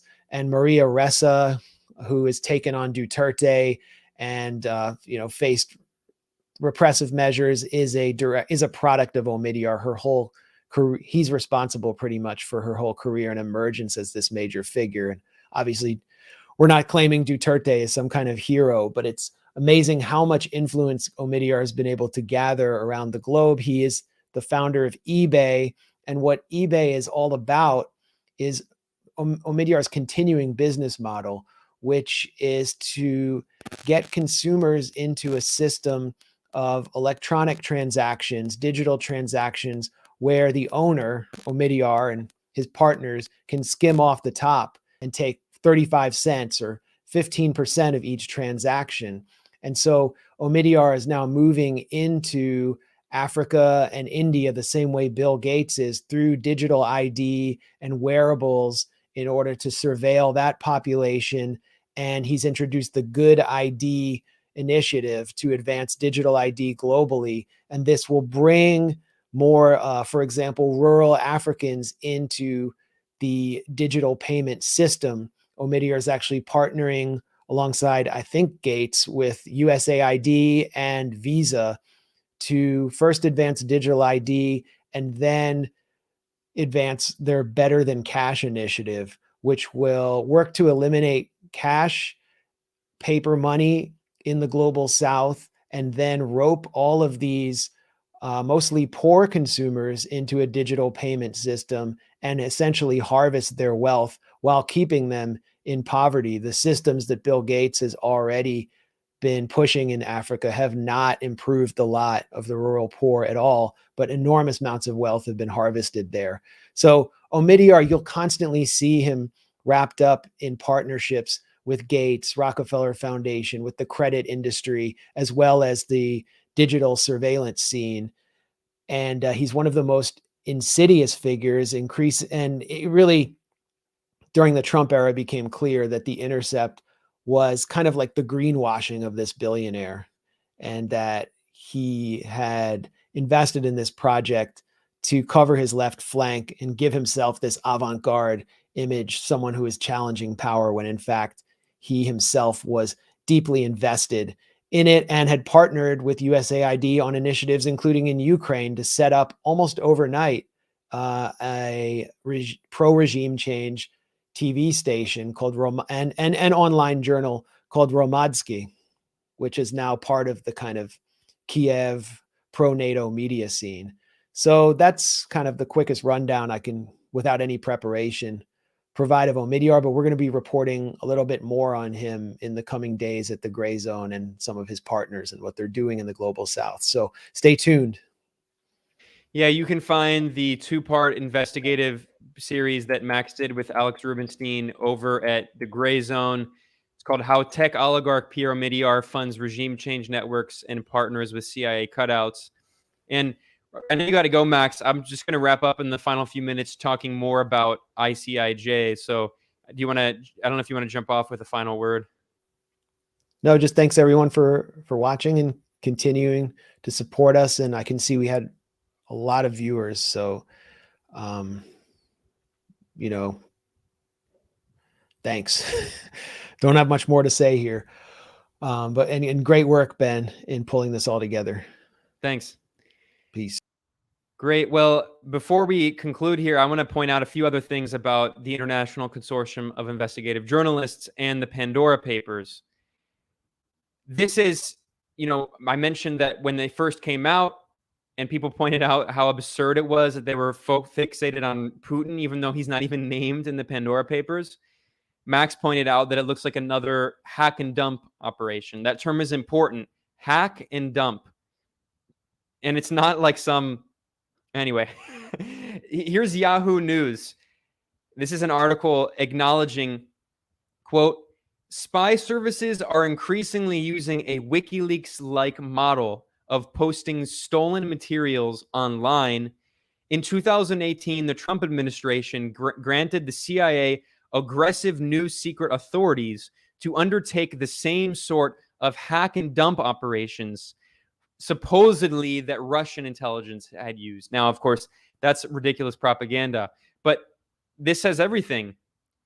The US government, the Trump administration itself, granted the CIA aggressive new secret authorities to carry out hack and dump operations. So you can bet that the CIA, that these spies carry out cyber attacks, they steal materials from governments and other foreign institutions that are challenging US hegemony, that are targets of US imperialism, and then they leak those materials, they dump those materials on pro-war, pro-intervention media outlets, whether that's The Guardian, The New York Times, even The Intercept. So increasingly, we see more and more how the CIA plays the Western media as what one of the co-founders of the CIA famously referred to as the mighty Wurlitzer, the mighty Wurlitzer. A Wurlitzer is like an old style keyboard.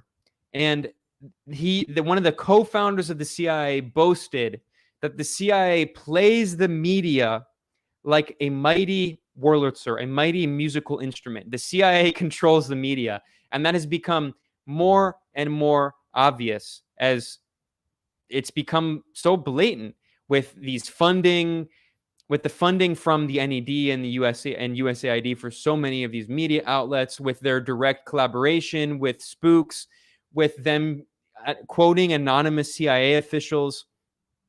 These are the organizations and the individuals that fund the International Consortium of Investigative Journalists that published both the Panama Papers and the Pandora Papers. This is their list as of June 2021 from their website. We see Arnold Ventures, which is, by the way, this is a firm backed by, it's a venture capital firm backed by Western billionaires. So we have to ask, why would billionaire venture capitalists in the US why would they want to fund journalism that exposes the use of offshore bank accounts? Because, of course, it's not US and Western billionaires who are being exposed. It's those evil, nefarious, Slavic, Russian billionaires. Also, we see the Ford Foundation, a longtime CIA front, CIA cutout used for CIA operations. And then we see Luminate. This is important. Luminate is the kind of foundation arm of eBay billionaire tech oligarch Pierre Omidyar that Max was talking about. Luminate funds a lot of these groups in partnership with US regime change cutouts. And then finally, Open Society. Again, you're not allowed to ever mention George Soros, who's a longtime CIA asset. He's worked over decades. He's worked with the US government in partnership with the CIA to carry out regime change operations in Eastern Europe and Central Europe and other countries. His Open Society Foundations also funds ICIJ, along with Norway, the Norwegian government. So, and they note at the bottom here that they work with Amazon. So ICIJ claims that it wants to expose billionaire corruption, but they work with Amazon, the company owned by the richest man on earth, nearly 200 billionaire Jeff Bezos. And those are just the organizations that directly fund ICIJ. There's also further corruption I want to point out here, that ICIJ partners very closely with groups that are funded directly by the US government.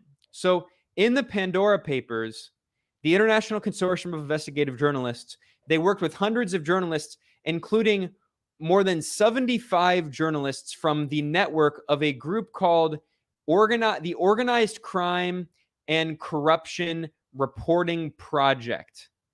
This is mostly, it claims it's global. It's mostly focused on Eastern Europe and Central Europe, countries that are allies of Russia. And you can see at the top, look at what their header image on Twitter is. It's the Pandora Papers. They were one of the main groups behind the Pandora Papers. OCCRP, the Organized Crime and Corruption Reporting Projects. More than 75 journalists from the OCCRP network worked on the Pandora Papers with ICIJ. Now, who funds the OCCRP?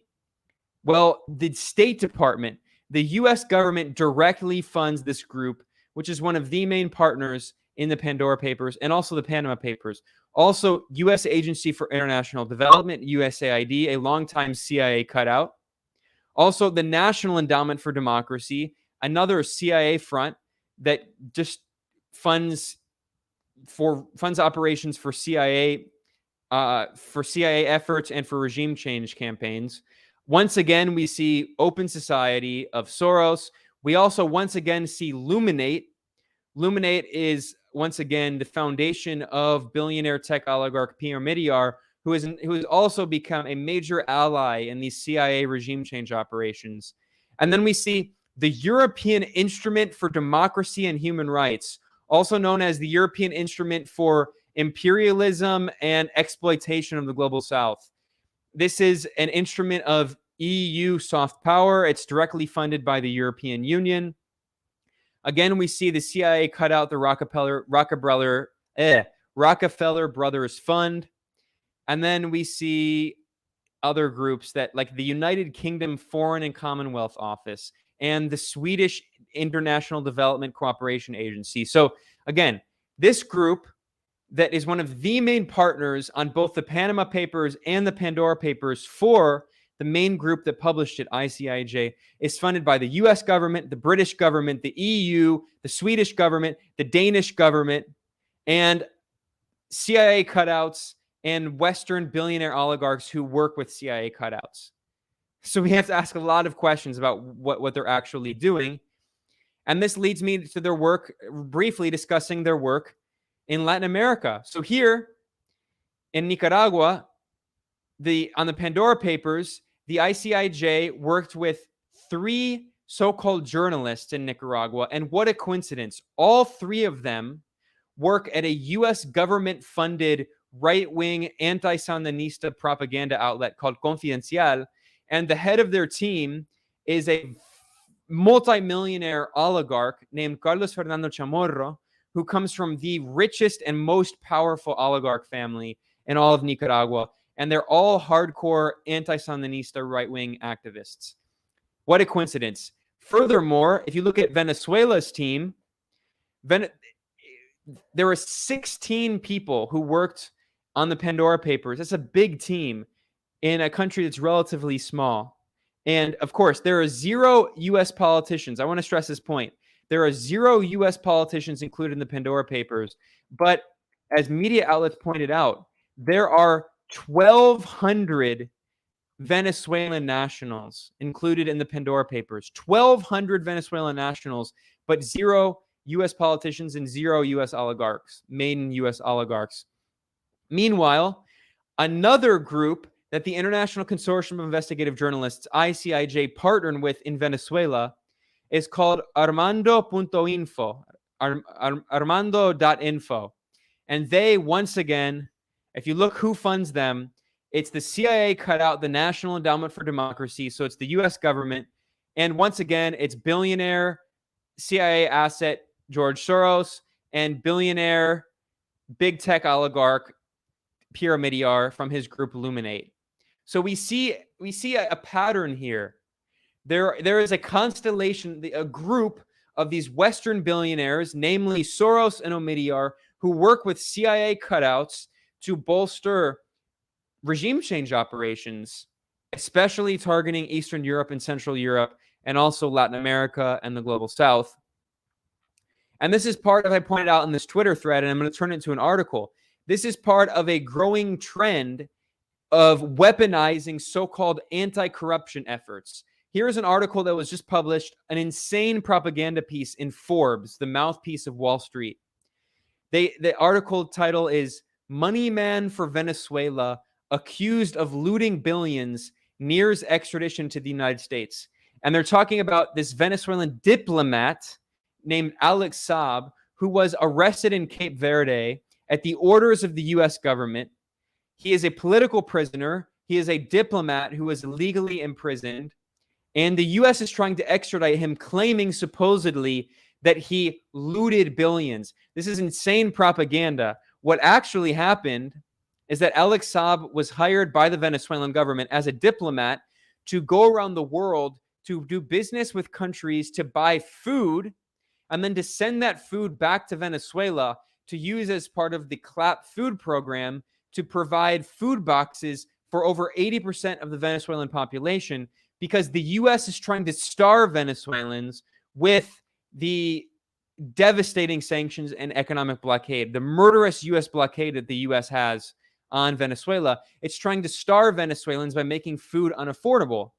So the Venezuelan government created the CLAP food boxes to try to give food to people, over 80% of the population, and they relied on Alex Saab to go around to countries like Turkey and Iran and Mexico to try to buy food and send it back to Venezuela. Well, the U.S. government falsely claimed that he is engaged in corruption and money laundering because he was trying to send billions of dollars around the U.S. financial system, the U.S.-controlled SWIFT banking system, trying to evade U.S. sanctions. So then the U.S. says that's corruption. So according to the U.S. financial dictatorship, according to Washington and Wall Street, which have a chokehold on the entire international economy, they say that if you evade illegal, criminal, murderous U.S. sanctions, that you're supposedly corrupt and you're supposedly engaged in money laundering. That is exactly the campaign they're doing. It is sadistic. It is really cynical, but that is exactly what they're doing. And we also saw it with Meng Wanzhou. Meng Wanzhou, the CFO of Huawei, a major Chinese financial official, well, not even financial, a major Chinese economic figure. She was imprisoned, held in house arrest in Canada, the annexed territory formerly known as Canada, belongs to the U.S. empire. And Canada was trying to extradite her to the United States. And what was her so-called crime? The U.S. accused her of money laundering and supposed financial impropriety. But if you look at the actual details, her so-called crime was violating illegal unilateral U.S. sanctions on Iran. And increasingly, this has become the U.S. tactic. If you violate our illegal criminal unilateral sanctions, we're going to claim that you're guilty of money laundering.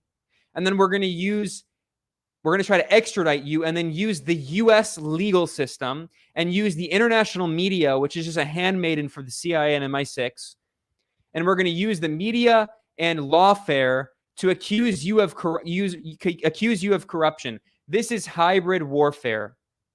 This is using lawfare, information warfare, economic warfare, cyber warfare to target official enemies of the U.S. government, to target people that the U.S. wants to overthrow. And the last thing I'll say on this subject of the Pandora Papers is, you don't have to take this from me. This is not just my opinion. The mouthpiece of NATO, the Atlantic Council, which is funded by Western governments and the arms industry, the Atlantic Council is NATO's unofficial think tank. They really let the cat out of the bag, in my opinion, at their so-called New Atlanticist blog titled "The Pandora Papers Should Reinvigorate Biden's Anti-Corruption Push." So once again, just letting the cat out of the bag, making it clear that the Pandora Papers are being weaponized by the U.S. government as so-called anti-corruption fodder, as a weapon, weaponizing lawfare and so-called anti-corruption efforts to carry out political attacks on official enemies of Washington and NATO. They say that, as Biden put in a 2018 democracy summit, a great democracy summit. The summit is bringing democracy to the world in Denmark. Biden said, corrupt money is the preferred tool of authoritarian regimes seeking to undercut democratic governance across the board. So we see that as part of the new Cold War, as part of this neoconservative campaign to overthrow any government that challenges the Western dictatorship on the world, they claim that authoritarian regimes, in scare quotes, are corrupt and that they're money laundering. So we have to use lawfare, and we have to use the media and the Pandora Papers and the Panama Papers to destabilize them. It's very clear this is the new form of hybrid warfare, the new form of information warfare that Washington and Brussels are waging around the world. And yes, there were a few Western allies like Tony Blair, like Chile's billionaire Pinochetista president Sebastián Piñera, who, by the way, is on the way out of office in a few months, and also Guillermo Lasso in Ecuador, whose corruption was already well known and well documented. Yes, they were implicated in these, but they were included to provide the veneer of impartiality, to pretend like these documents are supposedly targeting all countries equally, when all you have to do is look at the map and you conveniently see that the United States is not in any way included. The US government is totally excluded from the so-called Pandora Papers. The operation couldn't be that much more blatant. The Panama Papers were very similar. So on that note, I want to thank everyone for joining us on this stream. It was a good, very good conversation, almost 2 hours. We spent about half of the time talking about this fake Facebook whistleblower and yet another example of the information wars that Western governments are waging around the world, and increasingly against their own domestic populations. And then we concluded talking about the so-called Pandora Papers. For those who were watching and maybe you missed the beginning, you can find this stream as a podcast version over at Moderate Rebels. Definitely check that out. And if you want, you can join me now. I'm going to do another hour of a stream exclusively over at Rockfin. And Rockfin is a really cool platform that, unlike YouTube, doesn't censor the hell out of everything. And you can find me over at rockfin.com/Benjamin Norton. And I'm about to do a stream about how the US and European Union and Canada are training Nazis in Ukraine, and also about how the corrupt International Criminal Court was investigating US war crimes. But what a coincidence. They have a new prosecutor who dropped the investigation into US war crimes in Afghanistan. So if you want, you can join me over at rockfin.com/Benjamin Norton. I'm going to be doing another hour of a stream over there. Thanks to everyone. Thanks to the super chat. We always love our people here, at all of our commenters and our audience here at the Gray Zone. And we'll be back next week. We do weekly streams here. Max and I do. And then afterward, we always do our chats over at Rockfin. So you can join me at rockfin.com/Benjamin Norton. Thanks to everyone. See you next time.